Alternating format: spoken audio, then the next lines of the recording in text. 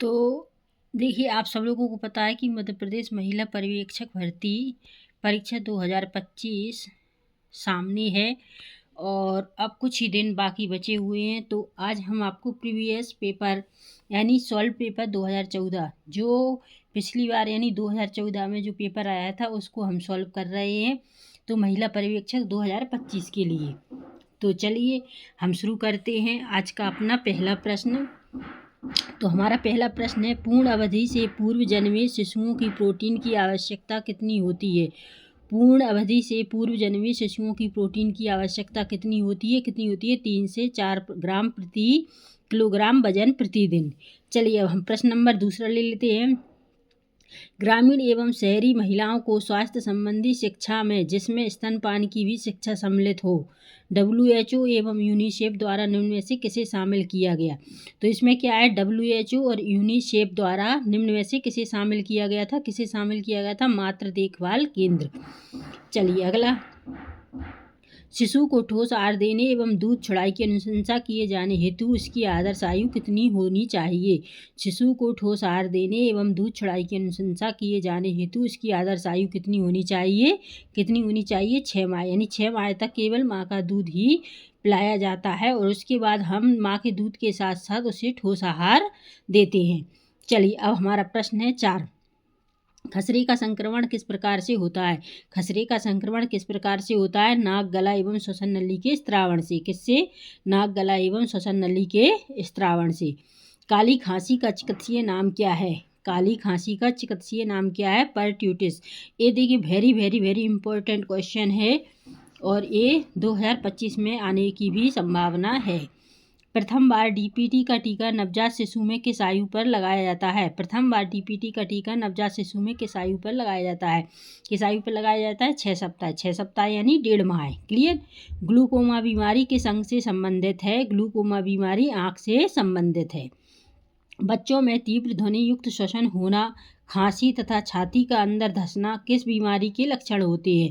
तो किस बीमारी के लक्षण होते हैं? निमोनिया रोग के। जब बच्चे को खांसी होती है तथा छाती जब अंदर धंसती है तो किस बीमारी के लक्षण होते हैं? निमोनिया रोग के। क्लियर। चलिए तो अगला हमारा प्रश्न है, खसरा रोग को फैलने से बचाने के लिए अति आवश्यक सावधानी है। खसरा रोग को फैलने से बचाने के लिए अति आवश्यक सावधानी है। क्या सावधानी है? रोगी को अलग रखना है। ठीक है, रोगी को अलग रखना है। परट्यूटिस का अन्य दूसरा नाम किसके लिए है? परट्यूटिस का दूसरा नाम किसके लिए? काली खांसी। आगे हमने प्रश्न पढ़ा था कि काली खांसी का चिकित्सीय नाम क्या है? तो परट्यूटिस है।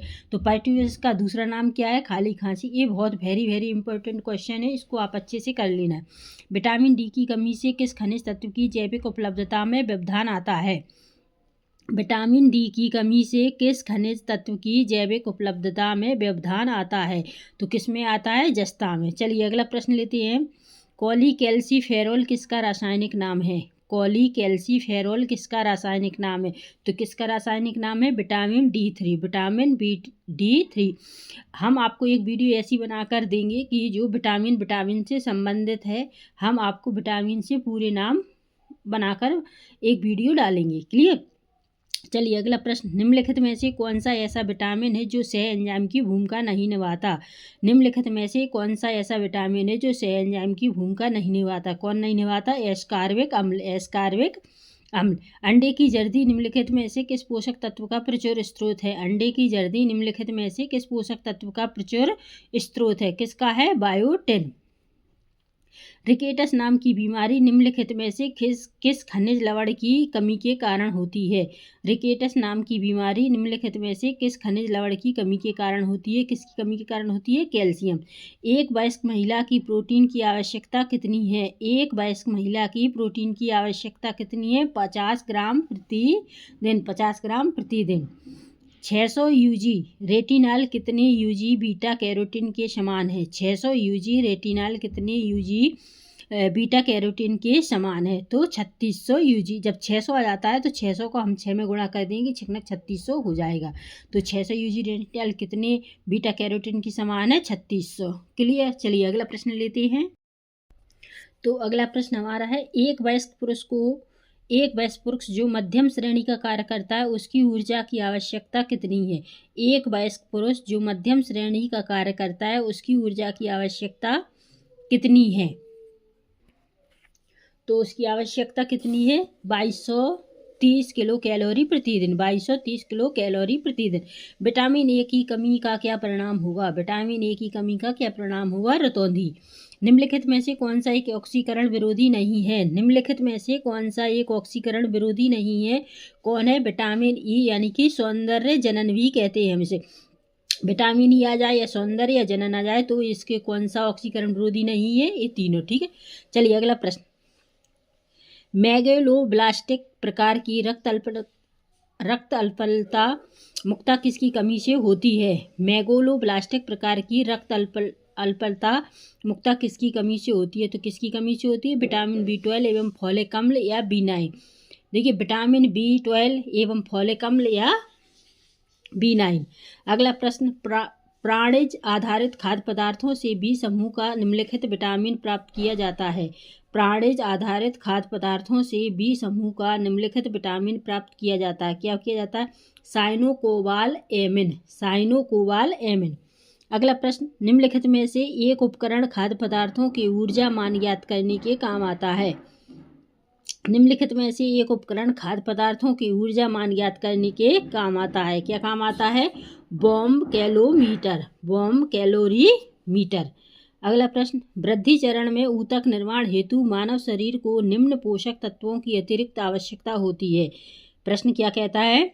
वृद्धि चरण में ऊतक निर्माण हेतु मानव शरीर को निम्न पोषक तत्वों की अतिरिक्त आवश्यकता होती है।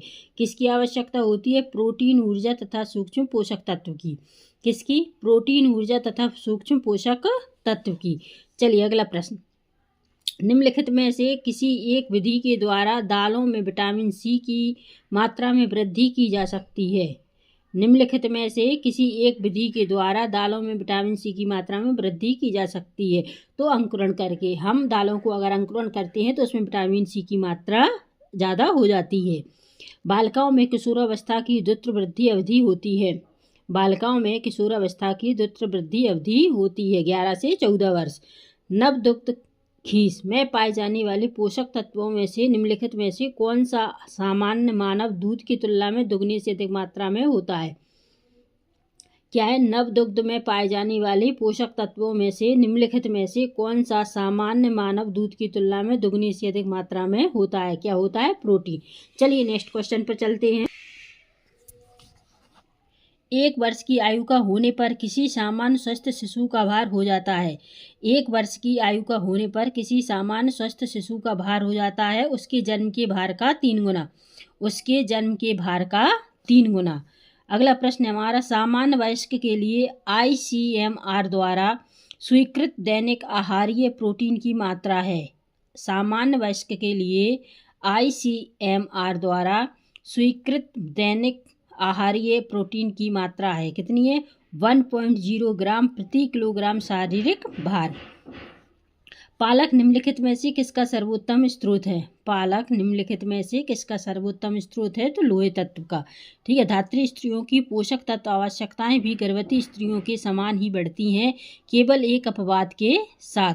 धात्री स्त्रियों की पोषक तत्व आवश्यकताएं भी गर्भवती स्त्रियों के समान ही बढ़ती हैं, केवल एक अपवाद के साथ। किसके? ऊर्जा के साथ। ठीक है। निम्नलिखित में से किस पोषक तत्व की आवश्यकता गर्भावस्था में नहीं बदलती? निम्नलिखित में से किस पोषक तत्व की आवश्यकता गर्भावस्था में नहीं बदलती? तो किसकी में नहीं बदलती? मैग्नीशियम की। ठीक है। गर्भावस्था में उच्च रक्तचाप, सूजन एवं मूत्र में प्रोटीन का निष्कासन होना क्या कहलाता है? गर्भावस्था में उच्च रक्तचाप, सूजन एवं मूत्र में प्रोटीन का निष्कासन होना क्या कहलाता है? क्या कहलाता है? गर्भावस्था की विषाक्तता। गर्भावस्था की विषाक्तता। चलिए अगला प्रश्न। मधुमेह जो केवल गर्भावस्था की अवधि में देखा जाता है वह क्या कहलाता है? मधुमेह जो केवल गर्भावस्था की अवधि में देखा जाता है वह क्या कहलाता है? गर्भावधि मधुमेह। प्रसव पूर्व स्वास्थ्य जांच के दौरान मां को किस टीके को लगवाने की सलाह दी जाती है? प्रसव पूर्व स्वास्थ्य जांच के दौरान मां को किस टीके को लगवाने की सलाह दी जाती है? तो किस टीके को लगते हैं? टिटनेस। टिटनिस को हम धनु स्तंभ भी कहते हैं। अभी हम क्या नाम से जानते हैं? टिटनिस के, यानी गर्भवती महिला को टिटनिस के टीके दिए जाते हैं। एक गर्भवती माँ को उत्तम स्वास्थ्य हेतु प्रसव पूर्व परामर्श में क्या बताया जाना चाहिए? प्रश्न क्या कहता है हमारा? एक गर्भवती माँ को उत्तम स्वास्थ्य हेतु प्रसव पूर्व परामर्श में क्या बताया जाना चाहिए? क्या बताया जाना चाहिए? विकिरण अनाश्रितता से बचाव, मदिरा एवं धूम्रपान से बचना, कब्ज से बचना एवं स्वास्थ्यवर्धक आहार लेना। तो हमें ये तीनों बातें अच्छे से बतानी चाहिए। किसको? गर्भवती माँ को, यानी गर्भवती स्त्री को। क्लियर है? BCG का टीका शिशुओं को निम्नलिखित में से कौन सी बीमारी से बचाता है? BCG का टीका शिशुओं को निम्नलिखित में से कौन सी बीमारी से बचाता है? कौन सी बीमारी से बचाता है? क्षय रोग से। चलिए अगला प्रश्न, DPT के टीके में P शब्द का प्रयोग किसके लिए किया गया? DPT के टीके में P शब्द का प्रयोग किसके लिए किया गया? परट्यूसिस। किसके लिए? परट्यूसिस। चलिए अगला प्रश्न लेते हैं। निम्नलिखित में से कौन सा टीका मुख से दिया जाता है? निम्नलिखित में से कौन सा टीका मुख से दिया जाता है? कौन सा टीका मुख से दिया जाता है? पोलियो। पोलियो को हम साल्क भी कहते हैं। अगर आपके ऑप्शन में पोलियो ना आके हुए साल्क आ जाए तो हमको साल्क पर ही राइट का निशान लगाना है। ठीक है, साल्क इसका उत्तर सही होगा। वर्तमान में निम्नलिखित बीमारियों से किस बीमारी के लिए टीका उपलब्ध नहीं है? वर्तमान में निम्नलिखित बीमारियों में से किस बीमारी के लिए टीका उपलब्ध नहीं है? डेंगू के लिए, है ना। अगला प्रश्न हमारा, रोटा वायरस टीका निम्नलिखित में से किस बीमारी से बचाता है? रोटा वायरस टीका निम्नलिखित में से किस बीमारी से बचाता है? किस बीमारी से बचाता है? दस्त से। टीकाकरण के लिए प्रयुक्त सिरिंज एवं सुइयों को भी संक्रमित करने का उपकरण कहलाता है। टीकाकरण के लिए प्रयुक्त सिरिंज एवं सुइयों को भी संक्रमित करने का उपकरण कहलाता है। क्या कहलाता है? ऑटोक्लेव। क्या कहलाता है? ऑटोक्लेव। निम्नलिखित में से सामान्य टीकाकरण द्वारा बचाव न होने वाली बीमारी है? निम्नलिखित में से सामान्य टीकाकरण द्वारा बचाव न होने वाली बीमारी है। क्या है? निमोनिया। अगला प्रश्न हमारा, क्रय स्थल से लेकर बच्चे को टीका देने के बिंदु तक शीतल श्रृंखला टीकों का तापक्रम रखती है। क्या है? क्रय स्थल से लेकर बच्चे को टीका देने के बिंदु तक शीतल श्रृंखला टीकों का तापक्रम रखती है। क्या रखती है? 2 से 8 डिग्री सेल्सियस के बीच। क्या? 2 से 8 डिग्री सेल्सियस के बीच। जननी शिशु सुरक्षा योजना, जननी शिशु सुरक्षा योजना निम्नलिखित में से एक के अंतर्गत चलाई गई। मतलब जननी शिशु सुरक्षा योजना किसके अंतर्गत चलाई गई थी? NRHM, यानी इसकी फुल फॉर्म क्या होगी? NRHM की राष्ट्रीय ग्रामीण स्वास्थ्य मिशन। दोनों ऑप्शन में से कोई भी ऑप्शन आ सकता है, आपको दोनों ही अच्छे से करना है। क्लियर? चलिए, MMR यानी माता मृत्यु दर संबंधित है किससे? माता शिशु स्वास्थ्य एवं जीन। किससे? माता शिशु स्वास्थ्य एवं जीन। अगला प्रश्न हमारा है, निम्नलिखित में से कौन ICDS के लाभान्वितों में नहीं है? क्या है? निम्नलिखितों में से कौन ICDS के लाभान्वितों में नहीं है? किसमें? 6 वर्ष से अधिक बच्चे ICDS के लाभार्थी नहीं होते हैं। ठीक है, 6 वर्ष से अधिक के बच्चे। ICDS के अंतर्गत पोषण एवं स्वास्थ्य शिक्षा के लिए लाभान्वित समूह है। ICDS के अंतर्गत पोषण एवं स्वास्थ्य शिक्षा के लिए लाभान्वित समूह है। कौन सी? केवल धात्री स्त्रियां, केवल गर्भवती स्त्रियां और 15 से 44 वर्ष की स्त्रियां, ये सभी। ठीक है, पोषण एवं स्वास्थ्य शिक्षा के लिए लाभान्वित समूह है। ICDS पदाधिकारियों के प्रशिक्षण हेतु देश की प्रमुख संस्था है। ICDS पदाधिकारियों के प्रशिक्षण हेतु देश की प्रमुख संस्था क्या है? NIPCCD दिल्ली। NIPCCD दिल्ली। ठीक है। बौनापन निम्नलिखित में से किस एक की कमी के कारण होता है? बौनापन निम्नलिखित में से किस एक की कमी के कारण होता है? किसी कमी के कारण होता है? आयोडीन की। आवश्यक वसीय अम्लों की कमी के कारण होता है। आवश्यक वसीय अम्लों की कमी के कारण होता है। क्या होता है? त्वचा के लक्षण तथा बालों का झड़ना। त्वचा के लक्षण तथा बालों का झड़ना। चलिए अगले प्रश्न पर चलते हैं। आदर्श रूप से जब एक शिशु अपने जीवन का 1 वर्ष पूर्ण कर लेता है तो उसके शरीर का वजन 1 वर्ष की आयु पर कितना होना चाहिए? क्या है? आदर्श रूप से जब एक शिशु अपने जीवन का 1 वर्ष पूर्ण कर लेता है तो उसके शरीर का वजन 1 वर्ष की आयु पर कितना होना चाहिए? कितना होना चाहिए? जन्म के वजन से 3 गुना। चलिए, एक स्वस्थ शिशु के पर्याप्त मात्रा में विटामिन ए कहाँ संग्रहित होता है? एक स्वस्थ शिशु के पास पर्याप्त मात्रा में विटामिन ए कहाँ संग्रहित होता है? यकृत में। एक गर्भवती माँ के आहार में विटामिन के की कमी से किसका खतरा हो सकता है? एक गर्भवती माँ के आहार में विटामिन के की कमी से किसका खतरा हो सकता है? किसका खतरा हो सकता है? नवजात में रक्तस्राव। नवजात में रक्तस्राव। नवजात दुग्ध एवं माँ के दुग्ध में पाया जाने वाला आयरन युक्त प्रोटीन क्या कहलाता है? नवजात दुग्ध एवं माँ के दुग्ध में पाया जाने वाला आयरन युक्त प्रोटीन क्या कहलाता है? लैक्टाफेरिन। क्या कहलाता है? लैक्टाफेरिन। पंचायती राज में कुल सीटों में से महिलाओं के लिए कितनी सीटें आरक्षित की गई? आरक्षित होती हैं 1/3। ठीक है। भारतवर्ष में आदिवासी अनुसंधान संस्थान कितनी है? भारतवर्ष में आदिवासी अनुसंधान संस्थान कितनी है? 17। इनमें से कौन सी योजना भारतीय सामाजिक सहयोग कार्यक्रम NSAP के अंतर्गत नहीं आती? इनमें से कौन सी योजना भारतीय सामाजिक सहयोग कार्यक्रम NSAP के अंतर्गत नहीं आती? कौन सी नहीं आती? मध्याह्न भोजन। कौन सी नहीं आती? मध्याह्न भोजन। शिशुओं को हेपेटाइटिस बी का चौथा टीका किस आयु में लगाया जाता है? शिशुओं को हेपेटाइटिस बी का चौथा टीका किस आयु में लगाया जाता है? यानी कि 18 सप्ताह। 18 सप्ताह को हम क्या कर सकते हैं? 1.5 साल। यानी कि क्लियर। चलिए अब हम आगे बढ़ते हैं। ये अब आपके क्या है? मैथ के क्वेश्चन आ गए हैं, तो हम मैथ के क्वेश्चन अलग से करवाएंगे आपको। तो चलिए, सूजक एक बीमारी है जो इससे फैलती है। सूजक एक बीमारी है जो इससे फैलती है। किससे? यौन क्रिया से। विटामिन B12 का रासायनिक नाम है। विटामिन B12 का रासायनिक नाम है क्या है? Vitamin B12। चलिए अगला प्रश्न हमारा वेस्टिजियल अंग का उदाहरण है। वेस्टिजियल अंग का उदाहरण है ज्ञान सतह। लोकसभा के द्वारा बलात्कार के विरुद्ध संशोधित अधिनियम 2013 कब पारित किया गया? लोकसभा के द्वारा बलात्कार के विरुद्ध संशोधित अधिनियम 2013 कब पारित किया गया? 19 मार्च को। कब पारित किया? 19 मार्च को। भारतीय दंड विधान की 375 धारा के अंतर्गत किस अपराध के लिए किसी व्यक्ति को गिरफ्तार किया जा सकता है? बलात्कार की। अगला प्रश्न हमारा, राष्ट्रीय खाद्य सुरक्षा अधिनियम 2013 के अंतर्गत राशन कार्ड धारक को गेहूं किस दर पर प्राप्त होता है? किस दर पर प्राप्त? 1 रुपये प्रति किलो पर। ठीक है। भारतीय संविधान के किस अनुच्छेद के अंतर्गत क्या है? भारतीय संविधान की किस अनुच्छेद के अंतर्गत 14 वर्ष से कम आयु के किसी भी बच्चे से क्या है? 14 वर्ष से कम आयु के किसी भी बच्चे से खतरनाक रोजगार नहीं करवाया जा सकता।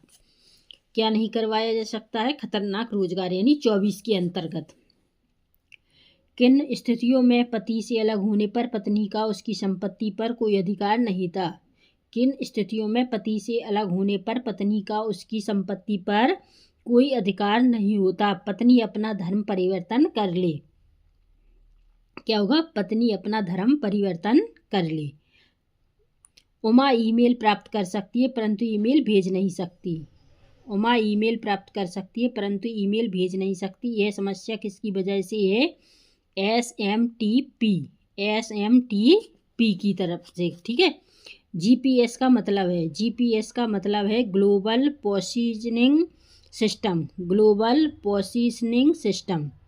यह जांच करने के लिए कि वेब सर्वर उपलब्ध है या नहीं कौन सी लाइन उपयोक्ता कमांड काम में लेंगे? यह जांच करने के लिए कि वेब सर्वर उपलब्ध है या नहीं कौन सी लाइन उपयोक्ता कमांड काम में लेंगे? तो कौन सी? PNG। इनमें से कौन सी फॉन्ट शैली नहीं है? इनमें से कौन सी फॉन्ट शैली नहीं है? कौन सी?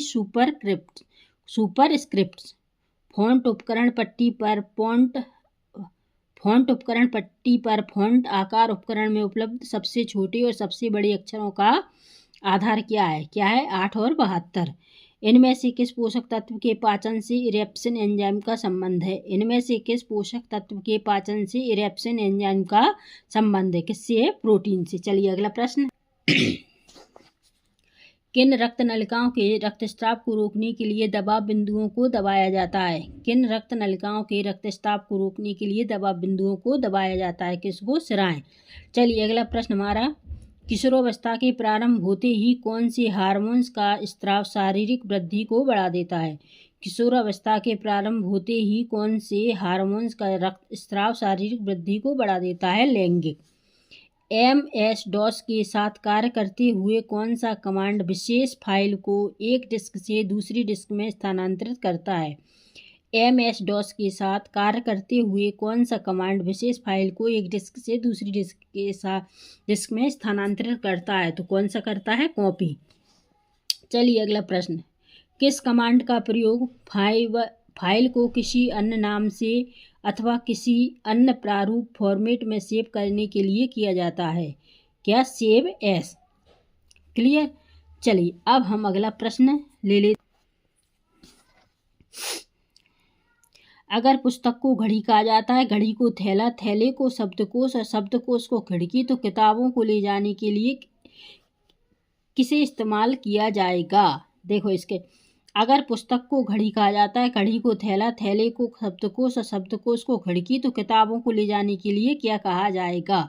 तो देखिए किताबों को क्या कहते हैं, इधर देखना, पुस्तक को घड़ी, घड़ी को थैला, थैले को शब्दकोश, तो किताबों को ले जाने के लिए हम थैले का उपयोग कर देंगे ना, किताबों को ले जाने के लिए थैले का उपयोग, तो थैले को यहाँ क्या कह रहे हैं? शब्दकोश, तो इसमें क्या आ जाएगा? शब्दकोश। क्लियर। चलिए अगला लेते हैं। कौन सा शहर भारत के इलेक्ट्रॉनिक शहर के नाम से जाना जाता है? कौन सा शहर भारत के इलेक्ट्रॉनिक शहर के नाम से जाना जाता है? कौन सा जाना जाता है? बेंगलुरु। ठीक है। भारतवर्ष में सिंचित भूमि का प्रतिशत कितना है? 45।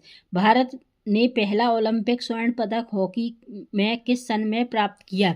भारत ने पहला ओलंपिक स्वर्ण पदक हॉकी में किस सन में प्राप्त किया? किस सन में प्राप्त किया था? 1928 में। खाद्य एवं कृषि संगठन FAO का मुख्यालय कहाँ है? खाद्य एवं कृषि संगठन FAO का मुख्यालय कहाँ है? कहाँ है? रोम में। हिंदू विवाह अधिनियम कब पारित हुआ? हिंदू विवाह अधिनियम कब पारित हुआ? कब पारित हुआ था? 1955 में। कब पारित हुआ? 1955 में। दहेज निषेध अधिनियम कब पारित हुआ था? दहेज निषेध अधिनियम कब पारित हुआ था? वर्ष 1961 में। कब पारित हुआ? वर्ष 1961 में।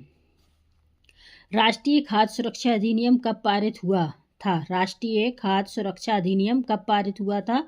सितंबर 2013 में। कब? सितंबर 2013 में। यौन प्रताड़ना में शामिल है, यौन प्रताड़ना में शामिल है जबरदस्ती यौन संपर्क, यौन पर टिप्पणी करना, अविधित शारीरिक संपर्क, ये सभी ठीक है यौन प्रताड़ना में शामिल हैं। बाल विवाह निरोधक अधिनियम 1929 संशोधन हुआ था। बाल विवाह निरोधक अधिनियम 1929 संशोधित हुआ था वर्ष 1979 में। निःशुल्क और अनिवार्य शिक्षा अधिनियम 2009 में अधिगम होना चाहिए। निःशुल्क और अनिवार्य शिक्षा अधिनियम 2009 में अधिगम होना चाहिए। क्या? बच्चे के अनुकूल तरीके से, बच्चे के अनुकूल तरीके से। चलिए तो अब हम भाग 2 में फिर मिलेंगे, पार्ट 2 में। आज पार्ट 1 यहीं तक, अब हम पार्ट 1 में मिलेंगे। Thank you very much.